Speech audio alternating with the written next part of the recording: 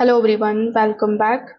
In today's video, I'm going to show you exactly how to change the Wi-Fi on the Smart Life application in 2026. Now, in order to do it, first of all, you need to launch your Smart Life application on your device. Now, when you are over here, you just have to tap on your Me icon in the bottom right hand corner of the screen. Now, over here, you just have to simply tap on the option of the settings icon on the top right hand corner, and now you just have to simply go to the device settings. Now when you are inside the device settings, you just have to simply take a look at the device network or the alternate network option. So if it is available, you just have to simply select a new Wi-Fi network and then enter the new password.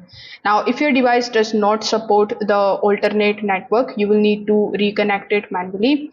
So in order to do it, first of all, you need to come back here on the home page.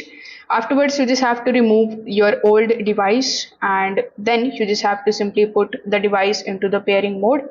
After doing so, tap on the option of add now or the plus icon on the top right hand corner of the screen in order to basically add the device nearby. Now you need to turn the Wi-Fi on and the Bluetooth on, and you need to connect it to the new Wi-Fi network.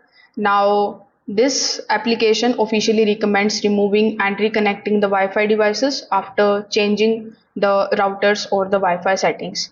Now most of the live devices only support the 2.4 gigahertz Wi-Fi network and not the 5 gigahertz. So if the setup keeps failing, you need to separate your router's 2.4 gigahertz and 5 gigahertz network names temporarily during the setup. So you can try these easy things and see if you are able to change the Wi-Fi on the Smart Life application. If this video helped you out, make sure that you like this video and subscribe to the channel. Thanks for watching.